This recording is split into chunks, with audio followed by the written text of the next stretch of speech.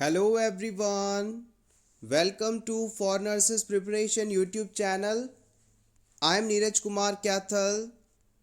This video is for the students who are preparing for nursing recruitment or jobs exams. Let's begin our today's MCQ session. Question 1. Which of the following symptoms is most commonly associated with left-sided heart failure? Left sided heart failure होने पर आपको कौन से symptoms देखने को मिलेंगे? Crackles, arrhythmias, hepatic engorgement, hypotension. इसे हमने प्रीवियस वीडियो में भी डिस्कस किया था। The right answer is option A. यहां पर हमें क्रैकल्स सुनाई देंगे। लेफ्ट हार्ट फेलियर होने पर पेशेंट का जो लेफ्ट एट्रियम और लेफ्ट वेंट्रिकल है ये प्रॉपरली काम नहीं करता, यानी इनमें प्रॉपर कॉन्ट्रैक्शंस नहीं हो पाते। हम सभी जानते हैं कि लंग्स से ब्लड प्यूरिफाई होकर सीधा लेफ्ट एट्रियम में आता है और लेफ्ट एट्रियम से लेफ्ट वेंट्रिकल और फिर एरोटा में जाता है। अगर क्लाइंट के लेफ्ट एट्रियम और लेफ्ट वेंट्रिकल प्रॉपर कॉन्ट्रैक्ट नहीं कर पाएंगे तो ये ब्लड आगे एरोटा में नहीं जाएगा और यहाँ पर इस हिस्से में ब्लड का कंजेशन होने लगेगा, स्ट्रेसिस होने लगेगा, रुकावट होने लगेगी। फिर ये ब्लड लंग्स के आसपास भी इकट्ठा होने लगेगा, यहाँ पर भी फ्लो धीमा हो जाएगा। तो याद रखिएगा, लेफ्ट साइडेड हार्ट फेलियर होने पर ब्लड का एक्यूमुलेशन लंग्स और इसके आसपास के टिश्यूज़ में अधिक होने लगता है और इसी वजह से जितने भी सिम्टम्स आते हैं उनमें ज़्यादातर लंग्स से ही रिलेटेड होते हैं। क्रैकल्स एक एबनॉर्मल साउंड है जो कि अस्कल्टेट करने पर पानी के बुलबुले के फूटने के जैसा साउंड होता है, जो कि लंग्स में मौजूद एबनॉर्मल फ्लूइड को बताता है। तो यदि आप लंग्स में क्रैकल्स को सुन रहे हैं तो आप ये मान सकते हैं कि कहीं ना कहीं पर्सन में लंग्स के आसपास के एरिया में फ्लूइड का एक्यूमुलेशन ज़्यादा है, इसी वजह से ये क्रैकल साउंड जनरेट हो रहे हैं। और इसे आप इस प्रकार से भी याद रख सकते हैं कि लेफ्ट हार्ट फेलियर होने पर जितने भी साइन एंड सिम्टम्स हैं ज़्यादातर उनमें लंग्स से रिलेटेड ही होंगे। L for lungs, L for left side. Question number 2. The amount of water retained during pregnancy at term is estimated to be. जब प्रेगनेंसी कंप्लीट होने वाली होती है, टर्म एरिया स्टेज पर होती है, उस समय वुमेन की बॉडी में कितनी मात्रा में पानी रिटेन्ड रहता है, कितना वाटर मौजूद रहता है? 5 litres, 5.5 litres, 6 litres.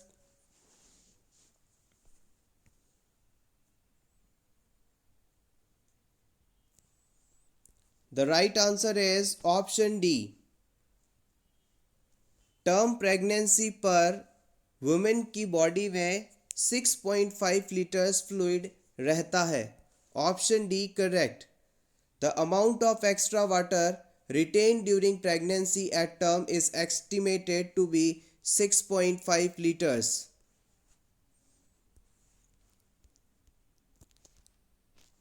Question number 3. Linea nigra is a pigmentary change during pregnancy due to. Pregnancy के दौरान जो लीनिया नाइग्रा चेंज देखा जाता है वो किस वजह से होता है? थायराइड हार्मोन के कारण, मेलानोसाइट स्टिमुलेटिंग हार्मोन के कारण, फॉलिकल स्टिमुलेटिंग हार्मोन के कारण, या फिर इनमें से कोई नहीं?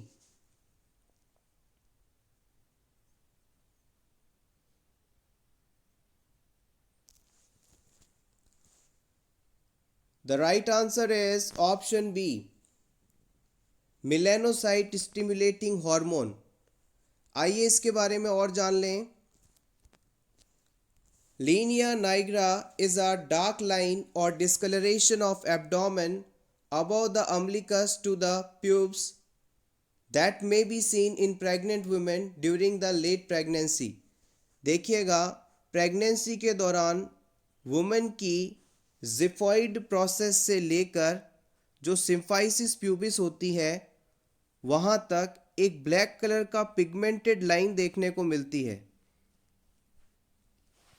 इसी लाइन को हम, इसी डिस्कलरेशन को हम लाइनिया नाइग्रा के नाम से जानते हैं. वुमेन के जिफॉइड प्रोसेस से लेकर स्टर्नम के लास्ट हिस्से से लेकर अम्बिलिकस से होते हुए सिम्फाइसिस प्यूबिस तक एक ब्लैक लाइन देखने को मिलती है. इसे ही आप लाइनिया नाइग्रा के नाम से जानते हैं और इस लाइन के बनने के लिए मेलानोसाइट स्टिमुलेटिंग हार्मोन रिस्पॉन्सिबल माना जाता है. Melanocyte stimulating hormone. Hopefully this is clear. Question number 4. When a fertilized ovum is implanted outside the uterine cavity, अगर कोई fertilized ovum यूट्राइन कैविटी से बाहर इम्प्लांट हो जाए तो ये कंडीशन क्या कहलाती है? Ectopic pregnancy, ovarian cyst, hydatidiform mole या फिर abortion.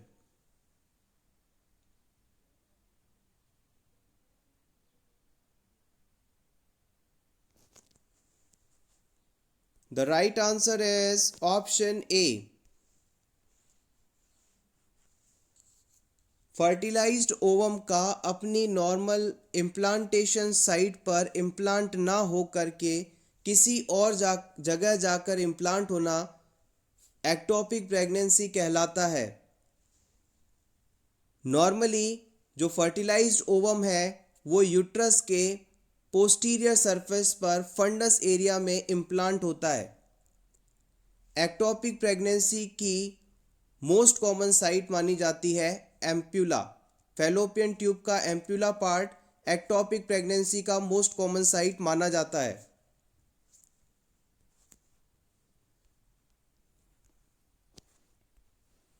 Question number 5. The third stage of labor comprises of. Labour की थर्ड स्टेज में आपको कौन सी घटना देखने को मिलती है?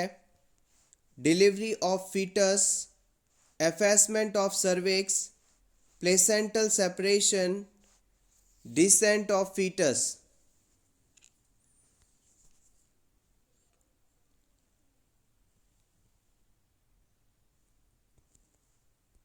The right answer is option C. Labour को हम टोटल 3 स्टेजेस में क्लासिफाई कर सकते हैं. जब वुमन को पेन शुरू होता है उस समय से लेकर सर्विक्स के 10 सेंटीमीटर तक डायलेट होने को हम स्टेज 1 मानते हैं.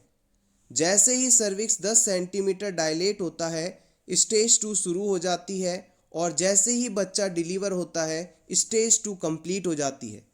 बच्चे के डिलीवर होने से लेकर प्लेसेंटा के सेपरेट होकर एक्सपेल आउट होने तक को हम स्टेज 3 के अंदर रखते हैं.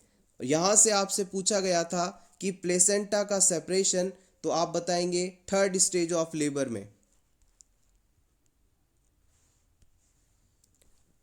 Following delivery HCG disappear from the circulation with in. Delivery होने के कितने समय बाद सर्कुलेशन से human chorionic gonadotropin hormone disappear हो जाता है? 1 month, 6 weeks, 4 weeks, 2 weeks.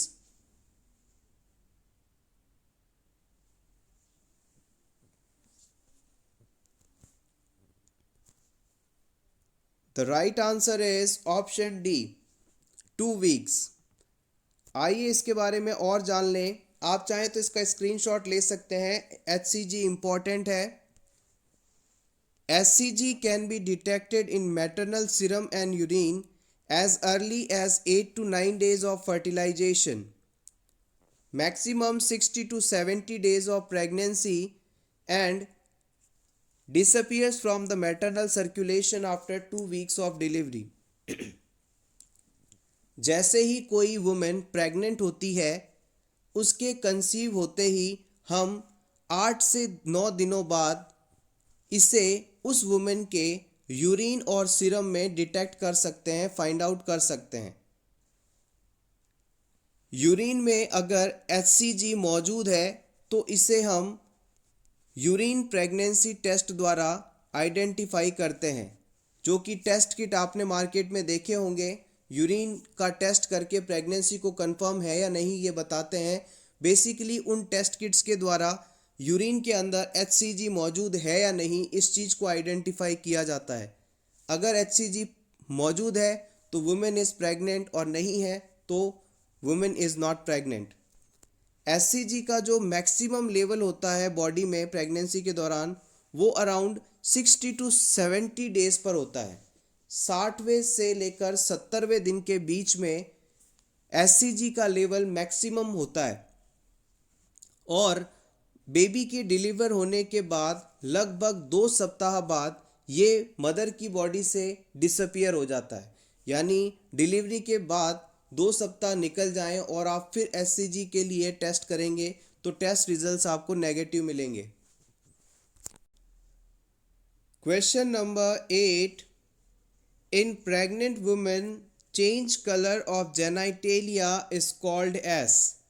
Pregnancy के दौरान वुमेन के जेनाइटेलिया का कलर बदल जाता है, इसे आप कौन सा साइन कहते हैं? Hegar sign, Goodell sign, Chadwick sign, vaginal sign.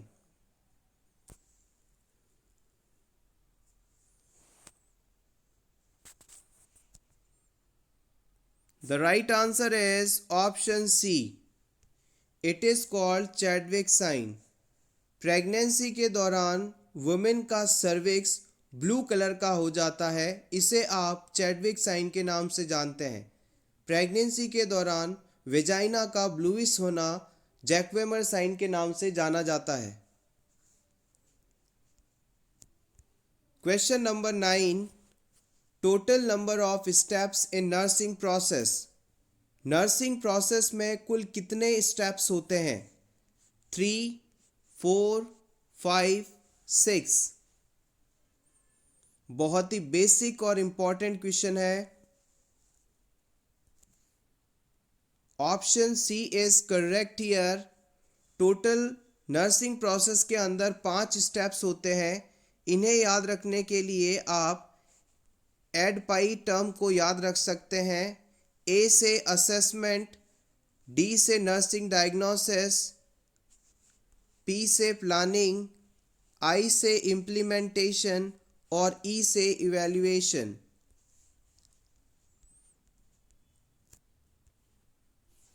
Question number 10, stroke volume कितना होता है? 50 ml, 70 ml, 90 ml, 120 ml।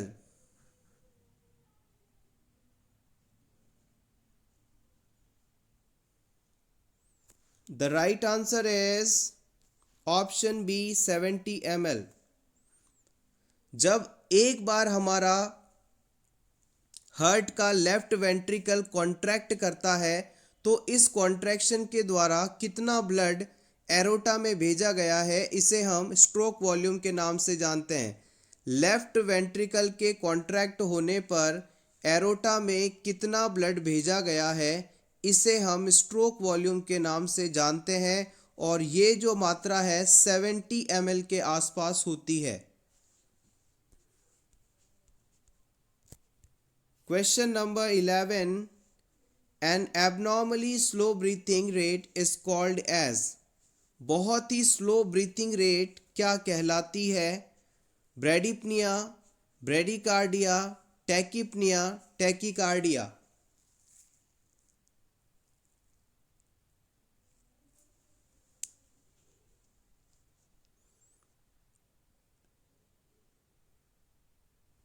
The right answer is option A. याद रखिएगा, किसी भी पर्सन के अंदर नॉर्मल रेस्पिरेशन यदि आपसे पूछा जाए तो आप बताएंगे 12 to 20 ब्रीथ्स पर मिनट। अगर पर्सन में रेस्पिरेशन 10 ब्रीथ से कम होता है तो ये कंडीशन ब्रैडीपनिया कहलाती है, और अगर रेस्पिरेशन 20 ब्रीथ्स पर मिनट से ज़्यादा होता है तो ये कंडीशन टैकीपनिया कहलाती है। इसी प्रकार से आपसे यदि नॉर्मल हार्ट रेट कितनी होती है पूछा जाए तो आप बताएंगे 72 बीट्स पर मिनट, और अगर रेंज में बताना हो तो आप बताएंगे 60 to 100 बीट्स पर मिनट। अगर यहाँ पर heart rate 60 beats per minute से कम होती है तो ये कंडीशन ब्रैडीकार्डिया कहलाती है, और अगर यहाँ पर heart rate 100 beat per minute से ज़्यादा होती है तो ये कंडीशन टैकीकार्डिया कहलाती है। ये चारों ही टर्म्स इंपॉर्टेंट हैं और प्रीवियसली पूछी गई हैं। Question number 12, which of the following factor is least likely to affect the pulse rate. इन चारों में से आपको उस फैक्टर को सेलेक्ट करना है जो कि किसी पर्सन की पल्स रेट को प्रभावित करता है, कम प्रभावित करता है। Body temperature, physical activity, environment और जेंडर।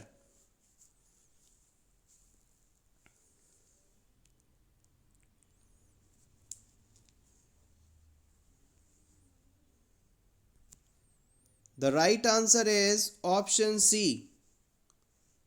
याद रखिएगा, ये चारों ही फैक्टर हमारी पल्स रेट को प्रभावित करते हैं, यानी इनमें किसी भी प्रकार का चेंज आते ही हमारी पल्स रेट भी बदलने लगती है। लेकिन यहाँ पर आपको बताना था कि सबसे कम कौन सा फैक्टर पल्स को प्रभावित करता है, तो यहाँ पर एनवायरनमेंट हम सही मानेंगे। बॉडी टेम्परेचर बढ़ते ही पल्स रेट बढ़ती है, फिजिकल एक्टिविटी करते ही तुरंत हमारी पल्स रेट बढ़ जाती है, और जेंडर में देखा जाए तो फीमेल्स के अंदर पल्स रेट मेल्स की तुलना में ज़्यादा होती है। एनवायरनमेंट भी हमारी पल्स रेट को प्रभावित करता है, लेकिन इन तीनों फैक्टर्स की तुलना में कम। So option C is correct here. Next question, inability to carry out normal activities despite intact motor function is called. अगर किसी पर्सन के अंदर मोटार फंक्शन तो सही है लेकिन फिर भी वो एक्टिविटीज़ को नहीं परफॉर्म कर पा रहा है तो ये कंडीशन क्या कहलाती है? Anhedonia, apraxia, aphasia, एग्नोशिया।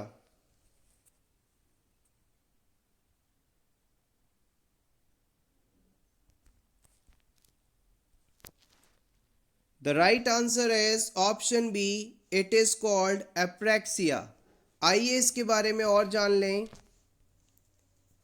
Inability to perform a purposive movement or activity although there is no sensory or motor impairment is called apraxia. अगर किसी पर्सन के अंदर सेंसरी और मोटार फंक्शंस बिल्कुल सही है लेकिन फिर भी वो कोई पर्पसिव मोमेंट या एक्टिविटी को नहीं परफॉर्म कर पा रहा है तो ये कंडीशन अप्रेक्सिया के नाम से जानी जाती है।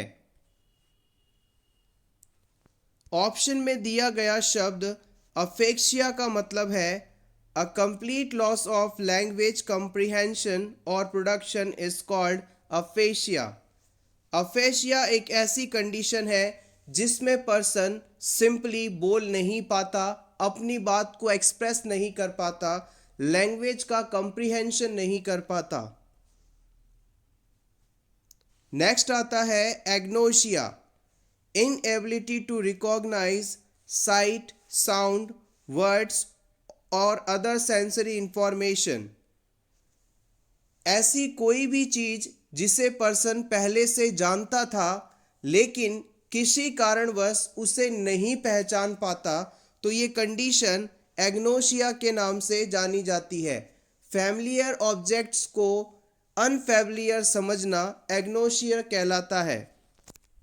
Question number 16, a client who is about to have blood transfusion ask the nurse which type of hepatitis is most frequently transmitted by transfusion. The nurse should respond, although the risk is minimal. The type of hepatitis associated with the blood transfusion is hepatitis. आपको simply बताना है कि blood transfusion के कारण कौन सा hepatitis हो सकता है। Hepatitis A, hepatitis B, hepatitis C, hepatitis D.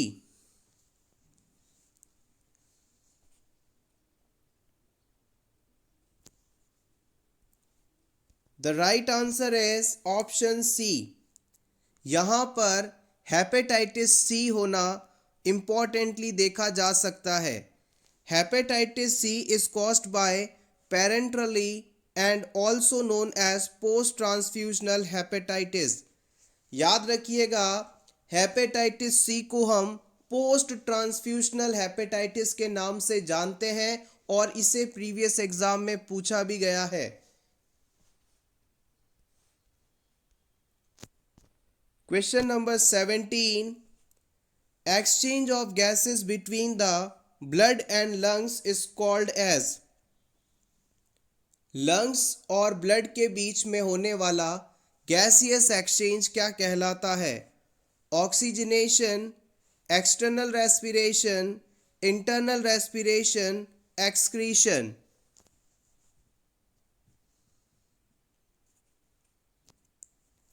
The right answer is option B. It is called external respiration. दो प्रकार के रेस्पिरेशन टर्म्स यहाँ पर हम इस्तेमाल करते हैं। पहला होता है एक्सटर्नल रेस्पिरेशन और दूसरा है इंटरनल रेस्पिरेशन। एक्सटर्नल रेस्पिरेशन के अंदर exchange of gases between blood and lungs, lungs और गैसेस के बीच में लंग्स और ब्लड के बीच में जो गैसेस का एक्सचेंज होता है, इसे आप एक्सटर्नल रेस्पिरेशन कहते हैं, क्योंकि लंग्स से एक्सचेंज के बाद एयर को सीधे ही बॉडी से बाहर निकाल दिया जाता है through the expiration. Internal respiration का मतलब है कि exchange of gases between blood and tissue. देखिएगा, टिश्यू और ब्लड, इनके बीच में यदि गैसियस एक्सचेंज हो रहा है तो इसे हम इंटरनल रेस्पिरेशन के नाम से जानते हैं। प्रीवियस एग्जाम में पूछा गया है ये, आप इसे चाहें तो स्क्रीनशॉट के रूप में सेव कर सकते हैं।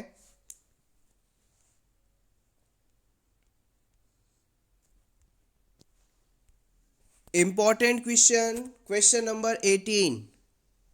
If the LMP of women is June 20 EDT as per Nagel's rule, Nagel's rule का इस्तेमाल करते हुए आपको expected date of delivery calculate करनी है उस वुमेन के अंदर जिसका LMP 20 जून था। लास्ट मेंस्ट्रुअल पीरियड की डेट थी 20 जून। आपके ऑप्शंस हैं 2 फरवरी, 10 मार्च, 27 मार्च या 14 अक्टूबर।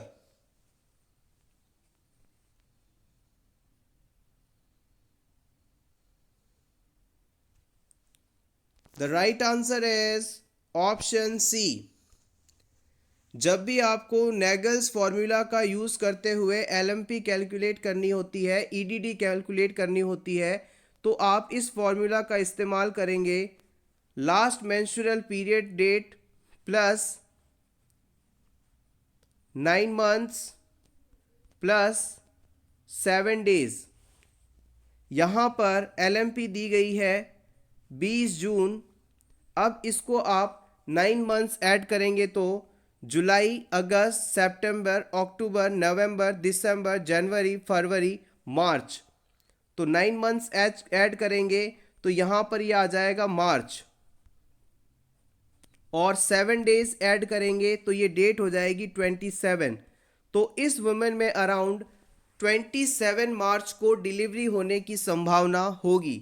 यानी जिस वुमेन में लास्ट मेंस्ट्रुअल पीरियड 20 जून को आया है, उससे उसकी 27 मार्च के करीब डिलीवरी हो सकती है।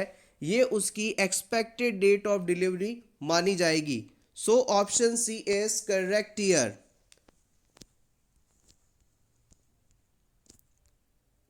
Question number 19. Most common symptoms of foodborne illness is. Foodborne illness में आपको कौन सा सिम्टम सबसे ज़्यादा देखने को मिलता है? Kidney failure, diarrhoea, skin rashes या फिर headache?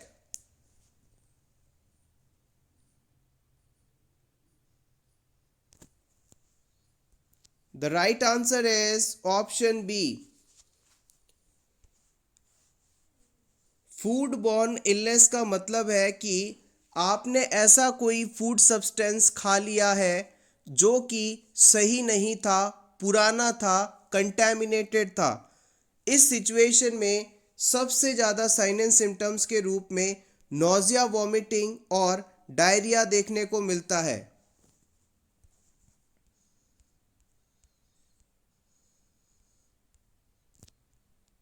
Question number 20.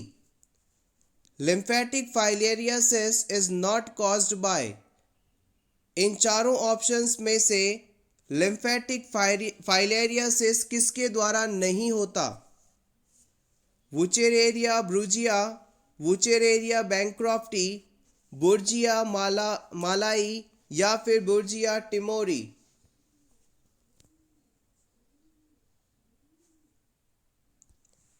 The right answer is option A. याद रखिएगा, वुचेरेरिया ब्रूजिया फाइलेरियासिस का कॉज नहीं है. इसके लिए वुचेरेरिया बैंक्रॉफ्टी, बुर्जिया मालाई और बुर्जिया टिमोरी इंपॉर्टेंट कॉज माने जाते हैं. Question number 21. Kegel exercise are done in pregnancy to. Pregnancy में किंजल एक्सरसाइज क्यों की जाती है? Option A, strengthen perineal muscles, perineal muscles को मजबूत करने के लिए. Relieve backache, back pain को कम करने के लिए. Strengthen abdominal muscles, abdominal muscles को मजबूत करने के लिए. या फिर prevent varicose vein, varicose veins ना डेवलप हो जाएं, इसे रोकने के लिए.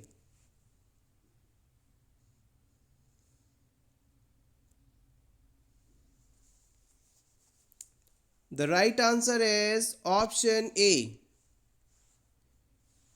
पेरिनियल मसल्स को स्ट्रेंथ करने के लिए, मजबूत करने के लिए किंजल एक्सरसाइज परफॉर्म की जाती है.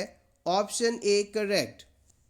किंजल एक्सरसाइज और pelvic floor exercise is a exercise used for strengthening the perineal muscles like pubococcygeal and levator ani muscles. Kinjal exercise को आप पेल्विक फ्लोर एक्सरसाइज के नाम से भी जानते हैं. इस एक्सरसाइज के द्वारा आप प्यूबोकॉक्सीजियल और लेवेटर एनाई जैसे मसल्स को स्ट्रॉन्ग कर सकते हैं. ये दोनों ही पेरिनियल मसल्स के रूप में जाने जाते हैं. आप चाहें तो इसका स्क्रीनशॉट ले सकते हैं आपके रिवीजन के लिए.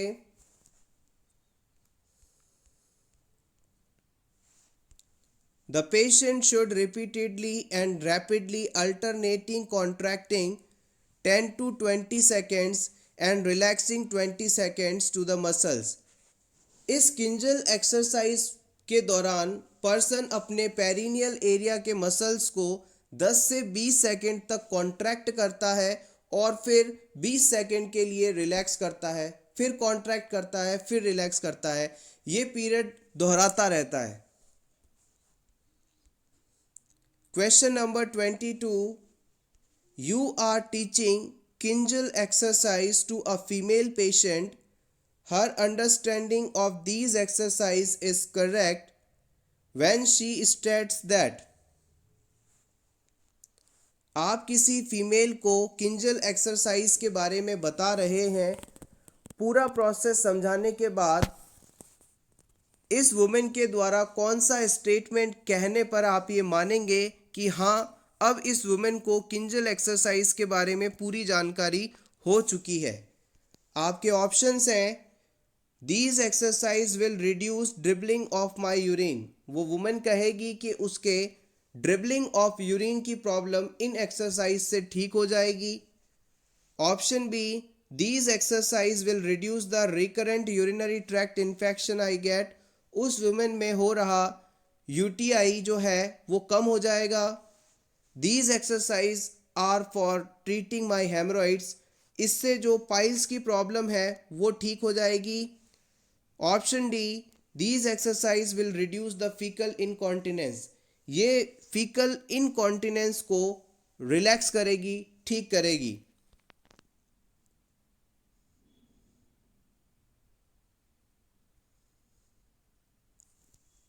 The right answer is option A. याद रखिएगा, हमने इससे पहले वाले क्वेश्चन में पढ़ा था कि जो पेरिनियल एरिया की मसल्स हैं उनकी ये एक्सरसाइज है, और इन मसल्स की एक्सरसाइज करने से वुमेन की जो यूरिन के डिब्रिलिंग की प्रॉब्लम है वो सॉल्व आउट हो जाएगी. डिब्रिलिंग का मतलब होता है कि हल्का फुल्का स्ट्रेन आने पर भी यूरिन का ड्रॉप बाय ड्रॉप लॉस होना.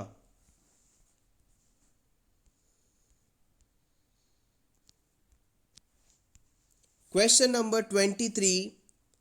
Smoking is contraindicated into pregnancy because.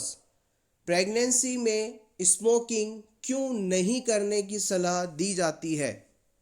Option A, nicotine causes vasodilation of mother's blood vessel. Nicotine के कारण ब्लड वेसल्स डायलेट हो सकती हैं. Carbon monoxide bind with haemoglobin and reduce available haemoglobin for foetus. Smoking के दौरान carbon monoxide जो है mother के हीमोग्लोबिन से बाइंड हो जाएगी और बच्चे के लिए हीमोग्लोबिन कम रहेगा. Option C, causes dizziness to mother. इससे मदर को चक्कर आ सकते हैं. Option D is a bad lifestyle habit. ये एक बुरी आदत है. क्यों प्रेगनेंसी के दौरान स्मोकिंग मना की जाती है?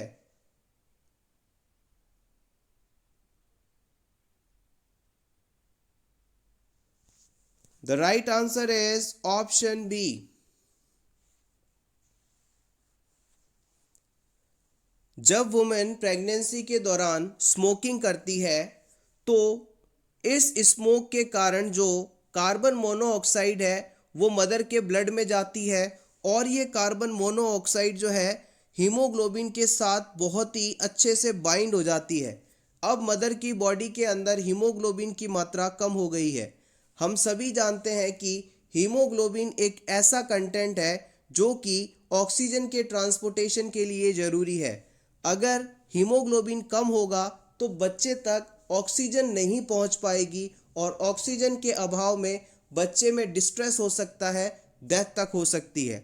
इसके अलावा भी निकोटीन के कारण और स्मोकिंग के कारण बच्चे में कई सारे कॉम्प्लिकेशंस डेवलप हो सकते हैं. Question number 25. Which information obtained from the visit to a client with hemophilia would cause the most concern? किसी हीमोफीलिया पेशेंट के असेसमेंट और हिस्ट्री टेकिंग के बाद पता चला कौन सा फैक्टर सबसे चिंता का कारण है? Option A, likes to play football. Option B, drinks several carbonated drinks per day. Option C, has two sisters with sickle cell trait. Option D, is taking acetaminophen to control pain.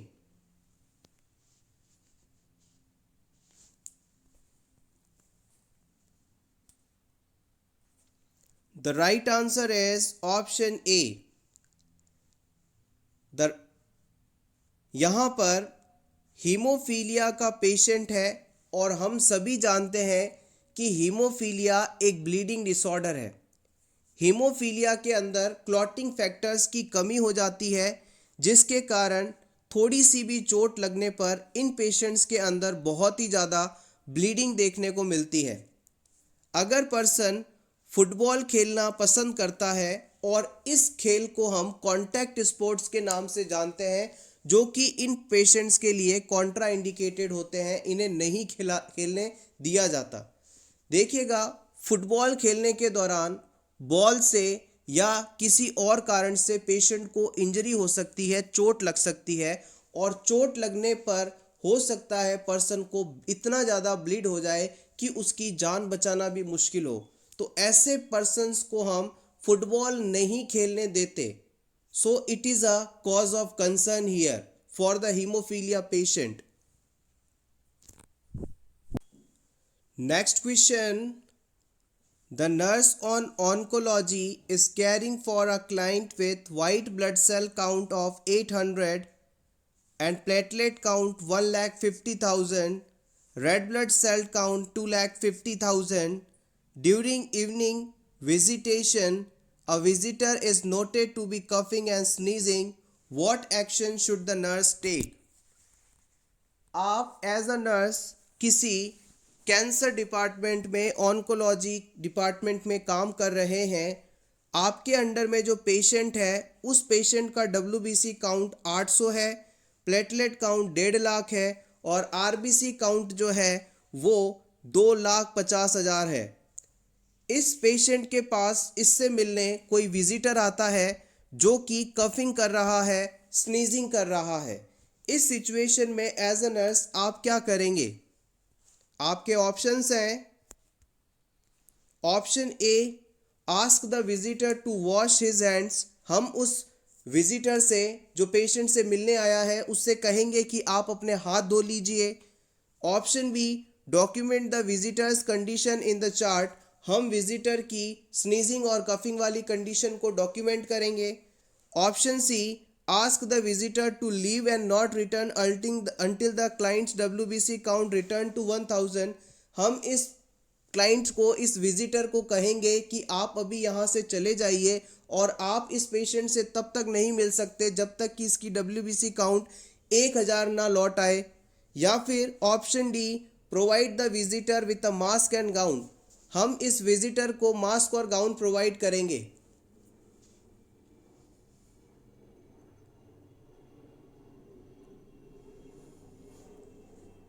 The right answer is option D. हम इस patient के visitor को mask और gown provide करेंगे. देखिएगा, इस question के अंदर जो पेशेंट है कैंसर का, उसमें जो WBC काउंट है वो 800 है, जो कि नॉर्मल से बहुत ही कम है. हम जानते हैं कि किसी भी पर्सन के अंदर 4,000 से 11,000 के बीच WBC काउंट को नॉर्मल माना जाता है, और अगर WBC काउंट कम हो जाए तो उस पर्सन में इन्फेक्शन होने की संभावना बहुत ही ज़्यादा होती है, क्योंकि WBC हमारी बॉडी की वह सेल्स हैं जो कि हमें इन्फेक्शन से बचाती हैं. और ये पेशेंट से जो विजिटर मिलने आया है, इसे कफिंग है, स्नीजिंग है, इसे खांसी और छींकें आ रही हैं, तो हो सकता है इससे कोई इन्फेक्शन पेशेंट तक पहुंच जाए. तो हम तुरंत इस विजिटर को मास्क और गाउन पहनने के लिए देंगे, ताकि इस पर्सन से कोई भी ड्रॉपलेट पेशेंट तक ना पहुंच पाए और उसे किसी भी प्रकार का इन्फेक्शन ना होने पाए. This is the concept here. Option A में कहा गया था कि ask the visitor to hand wash his hands.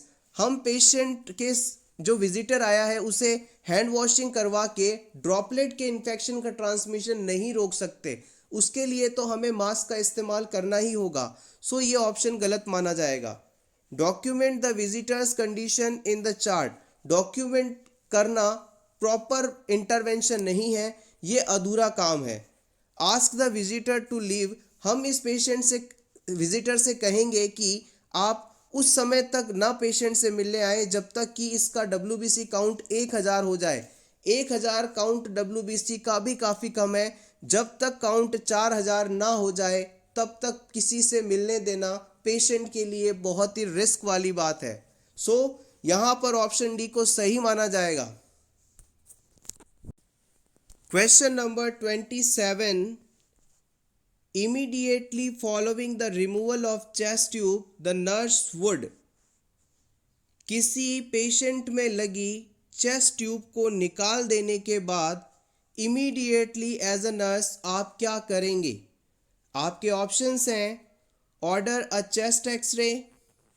Option B, take the blood pressure.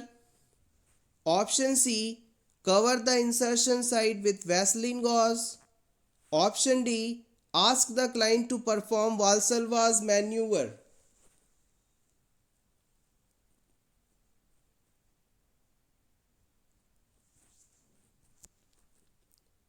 The right answer is option C. याद रखिएगा, जब भी किसी क्लाइंट में लगी चेस्ट ट्यूब को आप रिमूव करते हैं तो इस रिमूवल प्रोसेस के दौरान हम उसे वाल्सलवाज मैन्यूवर परफॉर्म करने के लिए कहते हैं। इस मैन्यूवर के अंदर हम क्लाइंट से कहते हैं कि आप ब्रीथ इन करें और फिर उसे बियर डाउन करें या होल्ड करें। जब पेशेंट ब्रीथ इन करके होल्ड करता है उसी समय हम तुरंत चेस्ट ट्यूब को रिमूव करते हैं। तो ये प्रोसेस तो ड्यूरिंग द रिमूवल करने वाली चीज़ है, इसलिए हम इसे सही नहीं मानेंगे। चेस्ट एक्सरे का ऑर्डर डॉक्टर द्वारा दिया जाता है, ना कि नर्स द्वारा। यहाँ पर आपसे पूछा जा रहा है कि नर्स क्या करेगी, सो ऑप्शन ए इज इनकरेक्ट। यहाँ पर ब्लड प्रेशर लेना अच्छी बात है लेकिन प्रायोरिटी नहीं है, सो ऑप्शन सी को बिल्कुल सही माना जाएगा। Cover the insertion site with Vaseline gauze. हम जिस जगह से पेशेंट में चेस्ट ट्यूब इंसर्ट की गई थी उस एरिया को वैसलीन गॉज के द्वारा तुरंत सील कर देते हैं। अगर आपने इस ओपनिंग को खुला छोड़ दिया तो इस ओपनिंग से एयर लंग्स में जा सकती है और लंग्स कोलैप्स हो सकते हैं। कोलैप्स ऑफ लंग्स को प्रिवेंट करने के लिए चेस्ट ट्यूब रिमूवल के तुरंत बाद हमें इंसर्शन साइट को वैसलीन गॉज से कवर करना चाहिए। Option C is correct here. Question number 28. Which snack selection by the client with osteoporosis indicates that the client understands the dietary management of the disease? एक osteoporosis का patient है और इसके द्वारा कौन से स्नैक का सिलेक्शन किया जाए कि हम ये मानेंगे कि अब पेशेंट को समझ में आ गया है कि इस डिजीज़ से प्रिवेंशन के लिए जो चीज़ें इसे चाहिए थी उन्हीं फूड सब्सटेंस को इसने सेलेक्ट किया है। Option A, a glass of orange juice. Option B, a blueberry muffin. Option C, a cup of yoghurt. Option D, a banana.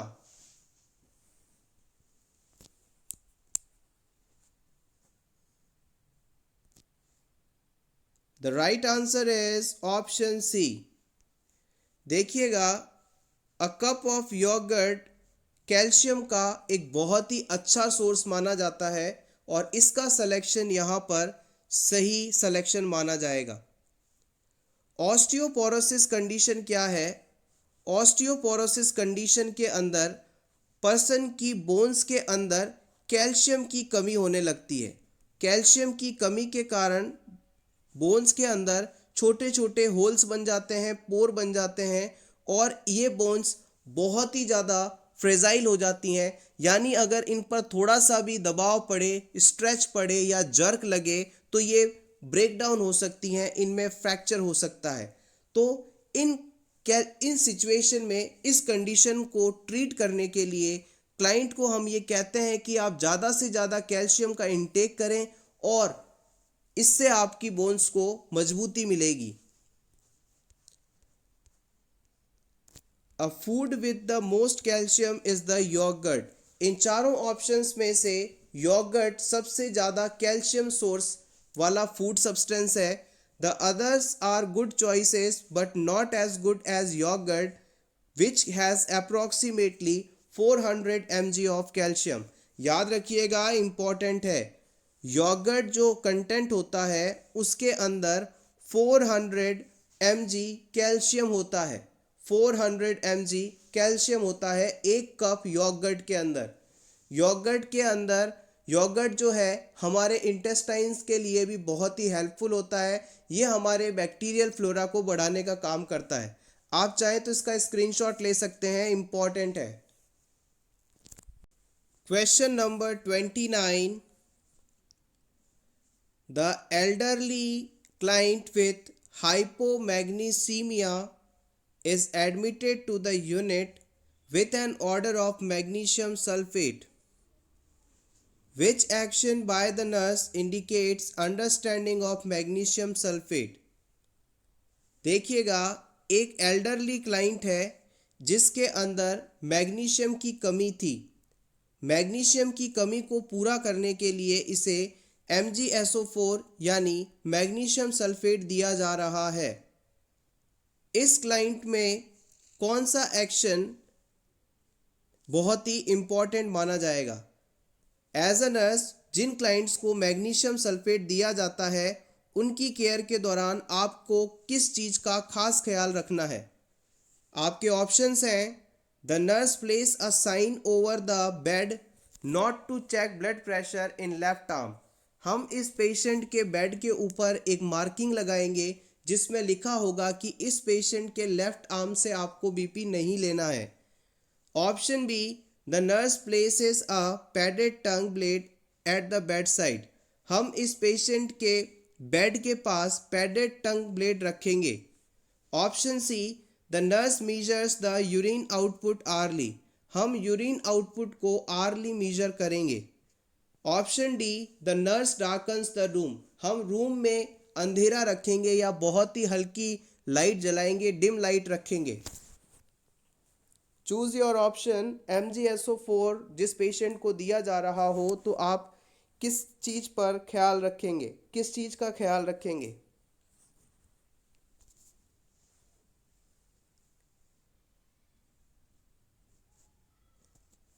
The right answer is option C. हम इस patient का urine output early measure करेंगे। ऐसा क्यों है, आइए rational को जान लेते हैं। The client receiving magnesium sulfate should have a Follis catheter in place and hourly intake and output should be checked because signs of toxicity of magnesium sulfate is oliguria। देखिएगा, जिन पेशेंट्स में magnesium sulphate चल रहा होता है, दिया जा रहा होता है, उनमें हमेशा हम फॉलिस कैथेटर भी लगाते हैं। फॉलिस कैथेटर लगाने के बाद इन पेशेंट का हर घंटे इनटेक कितना रहा और आउटपुट कितना हुआ, इस दोनों चीज़ को हमें मॉनिटर करना चाहिए। क्योंकि अगर पेशेंट में मैग्नीशियम सल्फेट की टॉक्सिसिटी होती है तो सबसे पहले आपको ओलिगूरिया देखने को मिलेगा। ओलिगूरिया का मतलब है पर्सन का जो यूरिन आउटपुट है वो बहुत ही कम हो जाएगा और इसे देखकर हम तुरंत ही अगला एक्शन ले सकते हैं। तो यहाँ पर यूरिन आउटपुट की मॉनिटरिंग सबसे ज़्यादा इम्पॉर्टेंट है। ऑप्शन ए में कहा गया था कि हम पेशेंट में लेफ्ट आर्म से बीपी नहीं लेंगे, जो कोई रिलेटेड ऑप्शन नहीं है, सो इसे हम सही नहीं मान सकते।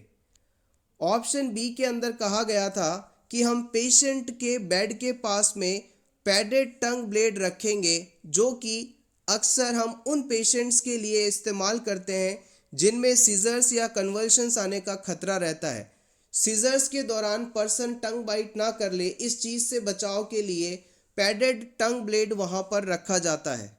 सो ये भी यहाँ पर इनकरेक्ट माना जाएगा। ऑप्शन डी के अंदर कहा गया था कि हम पेशेंट का जो रूम है उसमें उसे डार्क रखेंगे, यानी वहाँ पर तेज रोशनी नहीं रखेंगे, जो कि ज़्यादा इफ़ेक्टिव मेजर नहीं है। हाँ, ये उस सिचुएशन में इफ़ेक्टिव हो सकता है जब वुमेन प्री एक्लेम्शिया कंडीशन में हो और उसे MgSO4 दिया जा रहा हो, क्योंकि प्री एक्लेम्शिक कंडीशन के अंदर वुमेन में हेडेक देखा जा सकता है और रूम को यदि आप डार्क रखते हैं, कम लाइटिंग रखते हैं, तो इससे पर्सन में हेडेक होना कम होता है, हेडेक की संभावना कम हो जाती है। Last question of this video. The nurse is caring for a 10 years old child scheduled for surgery. The client's mother tells the nurse her religion forbids blood transfusion. What nursing action is most appropriate? एक 10 साल का बच्चा है जिसे surgery होने वाली है। इस बच्चे की मदर कहती है कि हमारे धर्म में ब्लड ट्रांसफ्यूजन अलाउ नहीं है, तो इस सिचुएशन में एज अ नर्स आप क्या करेंगे? Option A, document the mother's statement in the chart. आप मदर के इस स्टेटमेंट को चार्ट में रिकॉर्ड करेंगे, डॉक्यूमेंट करेंगे। Option B, encourage the mother to reconsider. आप मदर को दोबारा से एक बार सोचने के लिए कहेंगे। Option C, explain the consequences of no treatment. आप मदर को ये समझाएंगे कि अगर बच्चे में सर्जरी नहीं की गई तो उसे क्या नुकसान हो सकता है। Option D, notify the physician of mother's refusal. आप डॉक्टर को मदर के रिफ्यूज़ल के बारे में बताएंगे।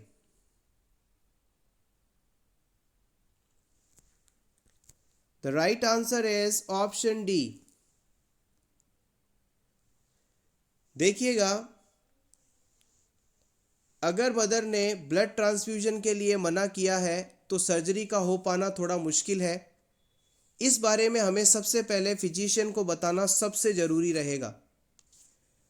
इस चीज़ को कि मदर ने ब्लड ट्रांसफ्यूजन के लिए मना किया है केवल डॉक्यूमेंट करना सफिशिएंट नहीं है, फिजिशियन को इन्फॉर्म भी करना पड़ेगा। So option A is incorrect.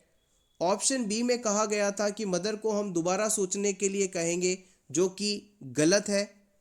हम मदर को इस ब्लड ट्रांसफ्यूजन के अभाव में क्या लॉस हो सकता है ये सब नहीं समझाएंगे, बिकॉज ये सब जानकारी देने का काम सर्जन या फिजिशियन का है। सो यहाँ पर हमारा रोल होगा सिर्फ फिजिशियन को इन्फॉर्म करना कि मदर ने ट्रीटमेंट से रिफ्यूज़ कर दिया है, मदर बच्चे का ट्रीटमेंट नहीं करवाना चाहती। उसके बाद फिजिशियन आगे की सिचुएशन को बेहतर तरीके से हैंडल करेंगे। Thank you so much everyone for watching this complete video. अगर आपको आज की ये क्लास अच्छी लगी हो तो प्लीज़ वीडियो को लाइक कर दीजिएगा और इसी तरह के और वीडियोस देखने के लिए for nurses preparation YouTube channel को ज़रूर सब्सक्राइब करें। Best of luck.